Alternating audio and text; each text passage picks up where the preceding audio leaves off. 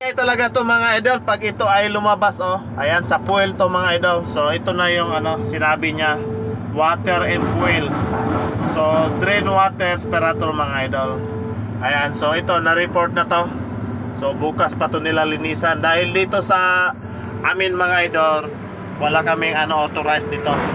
So na-report na to sa workshop, bukas pa nila ayusin. Kaso nga lang, grabing ingay mga idol. Ayan, so sa sobrang ingay, puntahan na natin doon sa sa aspirator, no?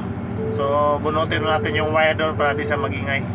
Ayan mga idol, ito na yung fuel aspirator natin mga idol, no? So kung gusto natin na di yan magingay sa ilalim, ito lang yung wire na bunutin natin. Ayan, bunutin lang natin to ganito, no mga idol, para di na siya magingay sa loob. So yun lang mga idol.